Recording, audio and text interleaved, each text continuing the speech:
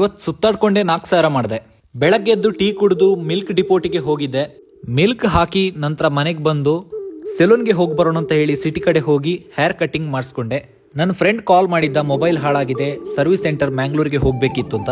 ಹಾಗೆ ನಾನು ಕಾರ್ ಹತ್ಕೊಂಡು ಸೀದಾ ಮ್ಯಾಂಗ್ಳೂರ್ ಕಡೆಗೆ ಹೊರಟೆ ನನ್ನ ಫ್ರೆಂಡ್ನ ಕರ್ಕೊಂಡು. ಅಂದಹಾಗೆ ನಾನು ಆನ್ಲೈನ್ ಮೂಲಕ ಅಫಿಲಿಯೇಟ್ ಮಾರ್ಕೆಟಿಂಗ್ ಮಾಡಿ ದಿನಕ್ಕೆ 2,000 ರಿಂದ 4,000 ಇನ್ಕಮ್ನ ಜನರೇಟ್ ಮಾಡ್ತಾ ಇರ್ತೇನೆ. ಈ ಪ್ಲಾಟ್ಫಾರ್ಮ್ ಬಗ್ಗೆ ನಿಮಗೆ ಕಂಪ್ಲೀಟ್ ಆದ ಡೀಟೇಲ್ಸ್ ಬೇಕು ಅಂತ ಇದ್ರೆ ನನ್ನ ಪ್ರೊಫೈಲ್ಗೆ ಒಂದ್ಸಲ ವಿಸಿಟ್ ಆಗಿ, ಇಲ್ಲಾಂದ್ರೆ ಈ ರೀಲ್ನ ನನಗೆ ಡೈರೆಕ್ಟ್ ಆಗಿ ಶೇರ್ ಮಾಡಿ. ಟೈಮ್ 1 ಗಂಟೆ ಆಗಿದ್ದ ಕಾರಣ ಹೊಟ್ಟೆ ಹಸಿತಾ ಇತ್ತು. ಲಂಚ್ ಮಾಡೋಣ ಅಂತ ಹೇಳಿ ಒಂದು ಹೋಟೆಲ್ಗೆ ಹೋದ್ವಿ. ಸೊ ಹೋಟೆಲ್ನ ಊಟ ಅಂತೂ ತುಂಬಾನೇ ಚೆನ್ನಾಗಿತ್ತು. ಚೆನ್ನಾಗಿ ಬ್ಯಾಟಿಂಗ್ ಮಾಡಿಕೊಂಡು ನಂತರ ಮ್ಯಾಂಗ್ಳೂರ್ ಕಡೆಗೆ ಹೊರಟ್ವಿ. ಫೈನಲಿ ಮ್ಯಾಂಗ್ಳೂರ್ ಕಡೆಗೆ ರೀಚ್ ಆದ್ವಿ. ನಂತರ ಸರ್ವಿಸ್ ಸೆಂಟರ್ಗೆ ಎಂಟರ್ ಆದ್ವಿ.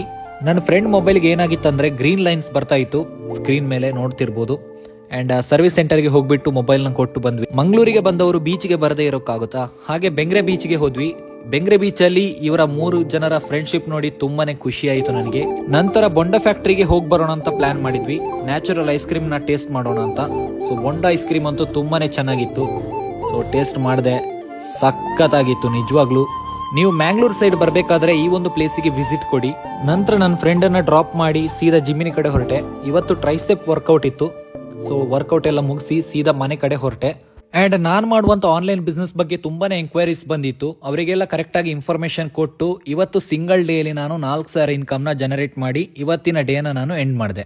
ಓಕೆ, ಸೊ ಇದ್ರ ಬಗ್ಗೆ ಹೆಚ್ಚಿನ ಅಪ್ಡೇಟ್ಸ್ ಬೇಕು ಅಂತ ಇದ್ರೆ ನನ್ನನ್ನು ಫಾಲೋ ಮಾಡಿ. ಅಪ್ಡೇಟ್ಸ್ ಎಲ್ಲ ನಾನು ಸ್ಟೋರೀಸ್ ಅಲ್ಲಿ ಮೆನ್ಷನ್ ಮಾಡ್ತಾ ಇರ್ತೇನೆ. ವ್ಲಾಗ್ ಇಷ್ಟ ಆದ್ರೆ ಲೈಕ್, ಶೇರ್, ಫಾಲೋ, ಕಮೆಂಟ್ ಮಾಡೋದನ್ನ ಮರಿಬೇಡಿ. ಮತ್ತೆ ಸಿಗೋಣ. ಬಾಯ್.